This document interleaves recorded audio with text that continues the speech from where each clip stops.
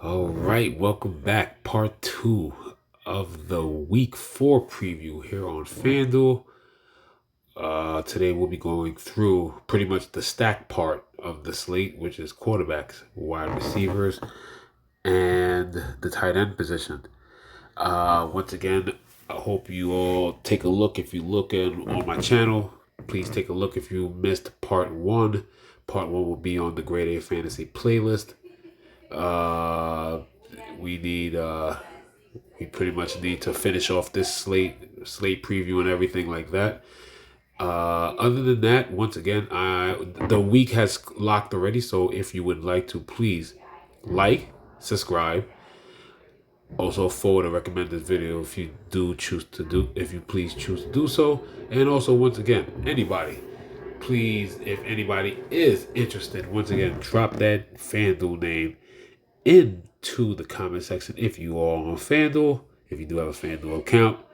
And please put that FanDuel name in, trying to increase that league, the league size and everything. And other than that, let's get right into the show. We're going to start with the quarterbacks. And we're going to start right at the top. There's some goodies. Josh Allen, and probably this is the game of the week. This is always an amazing game for the last couple of years. Miami at Buffalo, Josh Allen at 9,000 even, so nobody too crazy high. I mean, that is a high ceiling. That is about where Josh Allen normally is, 90, 89, 9,000, 92, 93 at home. That game should shoot out, but like I said, two hated rivals, so those games do normally end up in very tight, like 27-24, 27-23 kind of games. And I expect him and two to go at it this week. Jalen Hurts, another impressive, a couple of turnovers, but another impressive showing against Tampa Bay. He has another formidable defensive front, so I definitely look for Jalen Hurts to attack through the air. Besides, that 1 yard push quarterback sneak if they get to the goal line, Jalen Hurts should have. Besides what he could do with his feet, Jalen Hurts definitely has another opportunity for him, Devontae Smith, A.J. Brown to go through the air. Once again, Washington is pretty much the same like Tampa Bay. Same thing like Tennessee as I go over again. Good front sevens, very, very strong front fours, but you really attack them in the back four, or depending on the package they're in, the nickel or the dime. The defensive backfield are weak. So Jalen Hurts is a very excellent player at 8,800. If you ask me who has the ceiling and the potential to score the most this week, it is without a doubt Justin Herbert against pretty much the worst 1A, 1B, whatever the case is, how you want to say it. I mean, there's a debate when it comes to defense being bad. The worst defenses in general would have to be the Raiders, the Broncos, and it probably doesn't show stat wise. But you're probably looking at even Seattle as well, and maybe a tad a bit of Minnesota. Like I said, Minnesota's defense hasn't really improved that well. But like I said, I believe Brian Flores could get that thing going. But Justin Herbert, yes, they lose Mike Williams, but there's a possibility that Austin Eckler does come back. But I think Austin is at least, like I said, I think they take. It's still, even though yes, 18 weeks, but we're still in September. It's still a long season. The team that the Chargers are, they avoided the 0-3 against the Vikings. So you don't have to worry about going 0-4 and everything like that. If they can at least be 2-4 or split it 3-3. And like I said, I think their bye week is week 6. I think you have the possibility with Eckler getting that bye week. Eckler will be fresh and healed for week 6 or week 7 at least. So Justin Herbert still has Keenan Allen, Joshua Palmer, Everett. I mean, they still have some young talent on that team, but the Chargers still have a formidable, and they still have a decent defense that can still stack up against this weak team. But that's another game that could shoot out. I think for whatever I think popularity wise, that actually might be one of the games that has high ownership.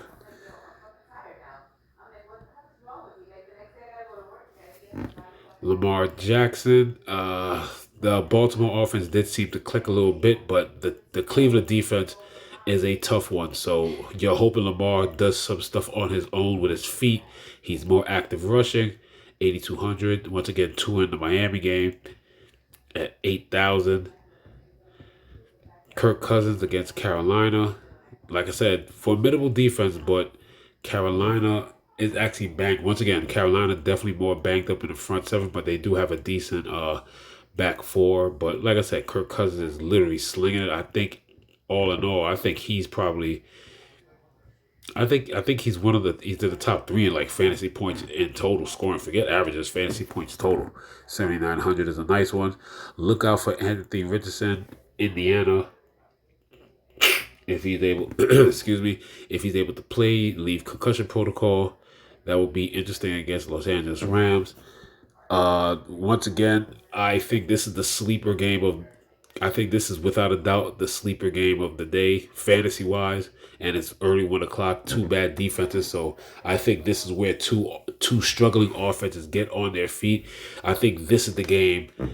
I think this is without a doubt the game that Justin Fields finally. I think this is the game they should let him lose. But once again, if he's hampered by offensive scheme, like I said, it totally nullifies what I say. But if they at least let Justin Fields loose, this is a sneaky game that could really shoot out. I really do think so. Russell Wilson and him are pretty much right next to each other, 75 and 72, the two worst defenses in the league right now. Like I said, along with Las Vegas. Russell should be able to do some scrambling on his own as well, and he should without a doubt have no issue. Like I said, it's not like this is a bad Bronco team and now they got to go on the road to. I mean, like I said, they're in Denver, so bad weather in Denver is equivalent to bad weather in Chicago. But like I said, fall. I mean, that game should be somewhere in the 50s and 60s. Should be nice weather. So two teams without weather concerns. I really do think that's just for fantasy purposes. That's a sleeper game. It really is. Another person who's looking like to have a good matchup. Hey, if he doesn't have any setbacks, he might be low owned in that game as well because of all the attention that's going to go to the other quarterbacks.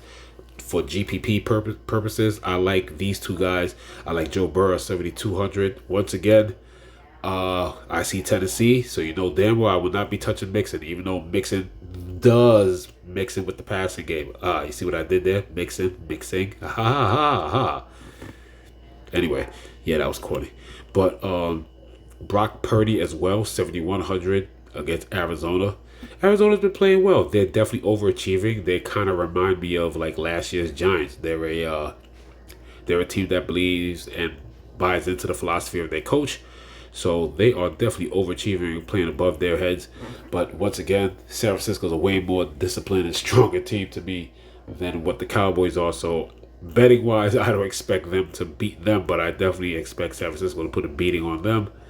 So once again, there's a lot of value, but this is definitely, if it wasn't like 2 weeks ago, this is definitely the slate that, once again, the quarterbacks are priced up a bit, along with the wide receivers, which we'll check out in a bit.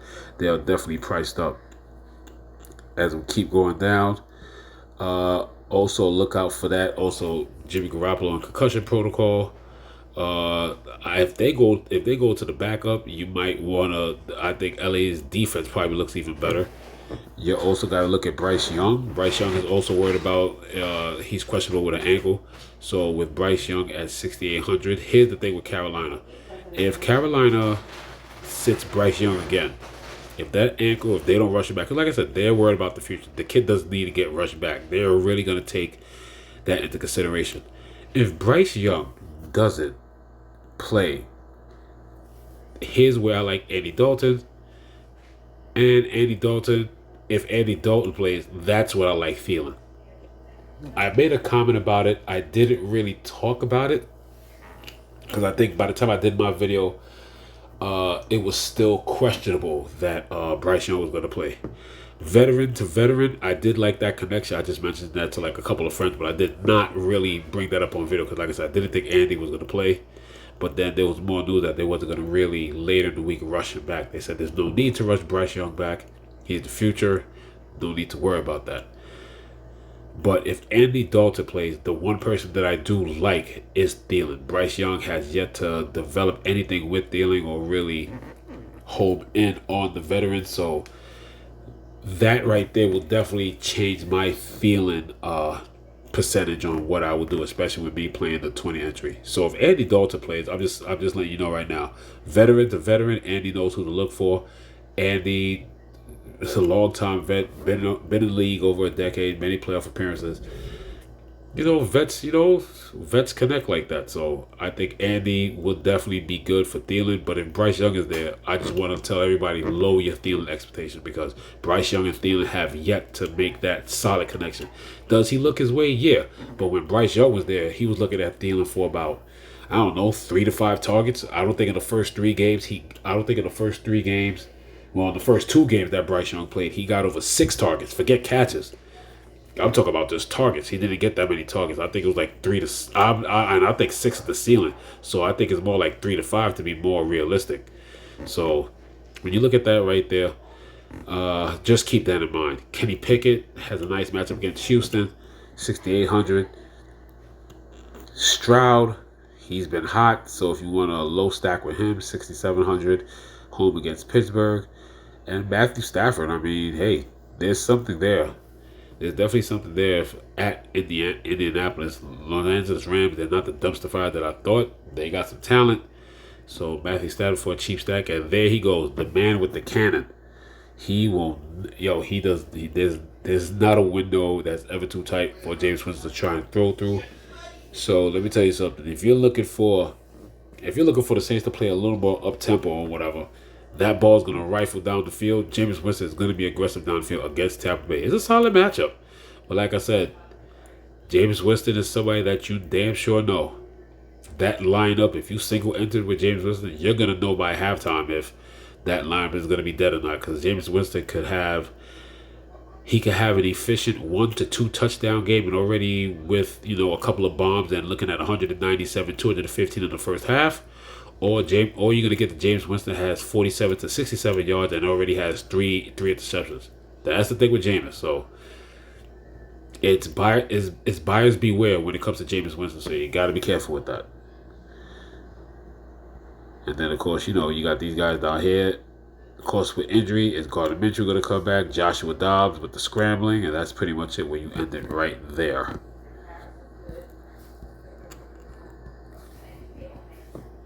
Let's go to the wide receivers and let's look at these priced up guys. All right, so there we go. They're not playing around. These guys are literally right next to each other. The top 3 for the week.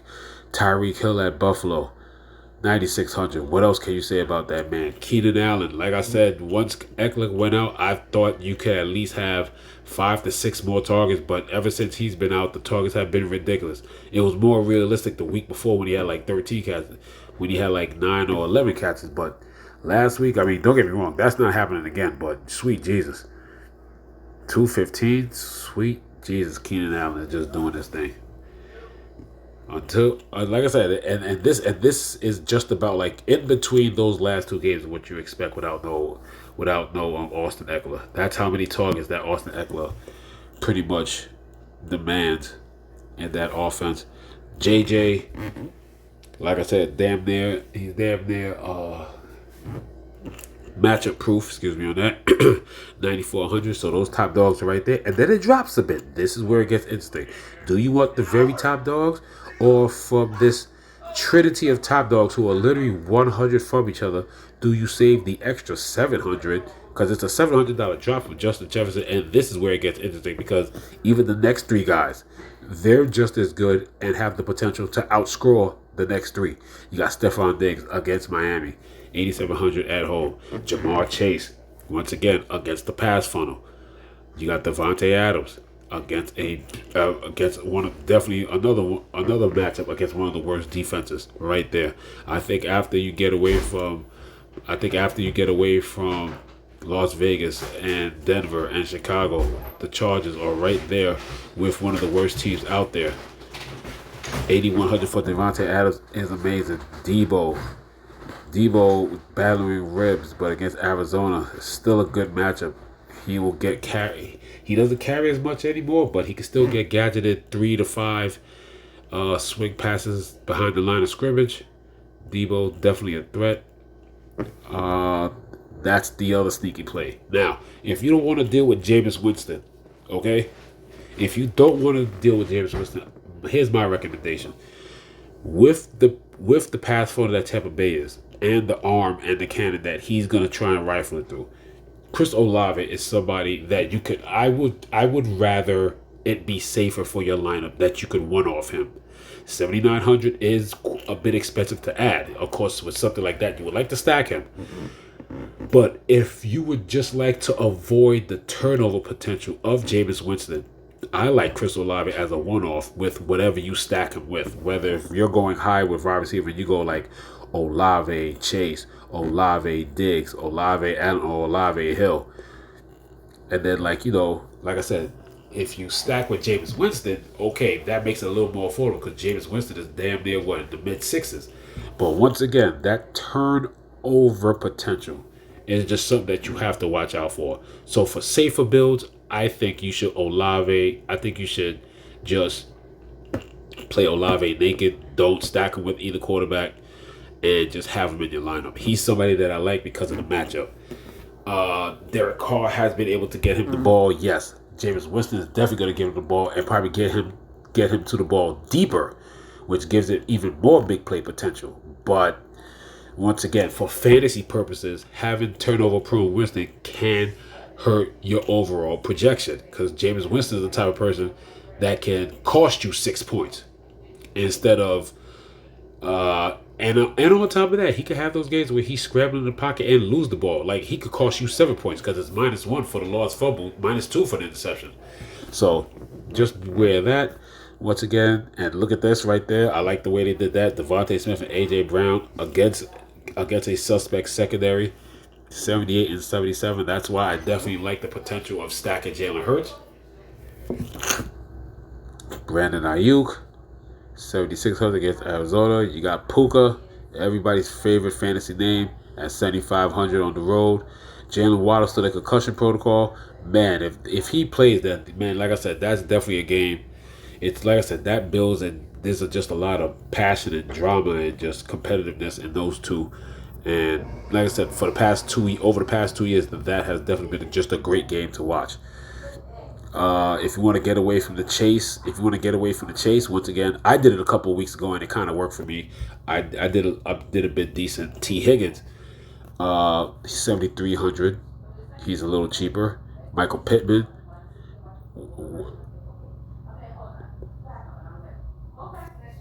Michael Pittman. Sorry, just got caught up. So Michael Pittman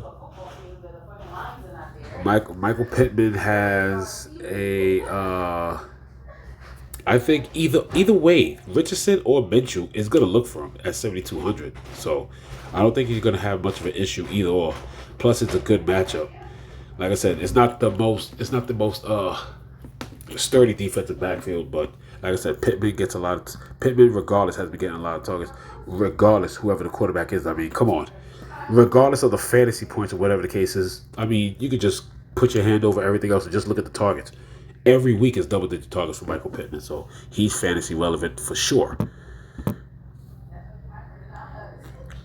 Cortland Sutton against a bad Chicago defense, 7,100. I like him. Like I said, George Pickens against Houston, 71, a big play opportunity. Mari Cooper, like I said, he started to get the consistency with Deshaun Watson at 7,000. Mike Williams is out for the season. FanDuel does not have that up yet. Jacoby Myers off injury. Like I said, that has big play potential. Like I said, that game does have a chance to go over as well. Because like I said, neither defense can really defend anything. If anything, the Chargers are slightly better defending the run than they are the pass. Once again, 6,800. That's just my feeling. I had that feeling. I just didn't say it in the last episode, but I did mention it to a friend. If Andy Dalton plays, you play Thielen. If Bryce Young plays, just go light on Thielen. Here's my proof. There it is. You're not gonna get that kind of production now. Don't get me wrong. Were there targets for the kid? Yeah, but you're not gonna get the high ceiling, and he's not gonna look for him as much as Dalton did. So I understand that middle game is kind of like in between what he did from week 1 to week 2 to week 3. But once again, part of that is Seattle being a bad defense. Like I said, but that's a more realistic line. Yes, the touchdown saves the day, but that's a more realistic line of 9 targets and going lower in this current matchup. All I'm saying is I don't think you should be hyped on Thielen like that if Bryce Young plays. Like I said, he'll be looked at, but he won't be locked in like Dalton locked in on him last week. Scary Terry, always fun to watch, man. He's such a good receiver, 6,700. Like I said, both Broncos guys are in play, 6,600. Gabe Davis always has that big play factor. Hasn't really had it yet. He's made a couple of big plays. He just haven't had that big game. He does it, I think, at least twice a year the last couple of years. So 6,500. Always look out for that. Nico Collins still having a great year. 6,400 against Pittsburgh. The tank. That I think that's what they call him. They call him the tank, even though he's not built like one. But he's playing well, and he's up to 62. He's still up to 6,200. So he's not what he was the last 2 weeks in the 5,000, but still pretty cheap. So I think Tank Dell's ownership this week shoots up a whole lot. And once again, Pittsburgh is another one of those teams where in their case, it's a decent front seven, not a great front seven. It's a decent front seven led by T.J. Watt, but that secondary still needs to be figured out. Joshua Palmer, he looks to be chalk. I think he's going to get played a ton of Cavs games, especially with this matchup. And what was good about Joshua Palmer, here's the one thing. Okay, Joshua Palmer, he's taking one for the injury guy. If anybody watched that game, and I've seen injuries with Keenan Allen in years past, Joshua Palmer has been part of this team as long as Justin Herbert's been a part of this team. They use Joshua Palmer the same way as Mike Williams. So the reason why everybody's hyped about Joshua Palmer is because he's the deep threat. So Joshua Palmer is cheap price with big upside. But if there's anything, I'll be interested in seeing it. It'll be pretty interesting. Like I said, everybody's used to Tank Dell so far, and Joshua Palmer just coming in. But it'll be interesting to see depending on like I said, what fantasy algorithm you use, who has the higher ownership. Like I said, they're literally right next to each other. Everybody's used to Tank.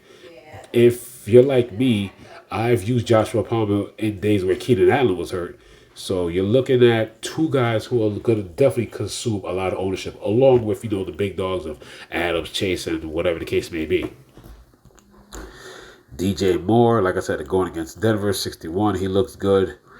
As we keep going down, you could definitely like DJ Chark, Elijah Moore, Michael Thomas. You could definitely like with the possessions and everything. 5,900. Rashid Shaheed has the big playability. KJ Osborne again. There's a lot of good guys. Like I said, if you want to get a little different, cheap, and get away, or at least you don't even have to get away. Like you could double stack and just say, hey, I'm gonna go with Chase, but I'm gonna get that sneaky touchdown with Boyd, and maybe Higgins doesn't score. That's an affordable double stack if you decide to go against the pass funnel Tennessee with Carson. I'm about to say Carson Palmer. Wow, I just went back into the future. Whoa. With Joe Burrow and Jamar Chase and Tyler Boyd, you can do that as well. And then, here go your dart throws. Here your dart throws for this week. Your Darnell Moody's, your Dotsons, your Michael Gallup, Donovan Peoples-Jones, Nelson Aguilar, the Van Jeffersons, Marvin Mims. Does he get behind the defense again for a deep threat? Possible with that bad defense. My boy Robin Woods. Jawan Jennings. Does Odell Beckham come back from the... Oh, man, Hunter Renfrow. What happened to you, dude? And I think that's as low as you could go. I mean, Ben Skronek, maybe, as another dart throw. But sometimes there's people that's not even worth dart throws. People talking Braxton Burris, maybe again. If obviously you talk Braxton Burris if Waddle comes back, then you're not even going down this far. And then, of course, the dart throw.